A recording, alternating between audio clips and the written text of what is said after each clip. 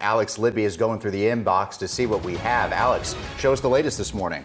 Yeah, Mark Nickel, I have a good job today going through your photos and videos from the beautiful snow that it's currently falling. Now, we might not have as creative photos as last time because it's not a good snowman making snow, but it is some beautiful sights out there. Here's Fairview from Samantha. You can kind of see maybe some Christmas decorations or winter decorations still out there in Fairview. In Paris, where they're expecting, a little bit higher snow totals, some pretty good snow in the car there. That's sent in by Patty. Thank you so much for sending in that video. Here's Clarksville near Exit 1. This is from Chip, sent in that great video of snow coming down pretty heavy there in Clarksville.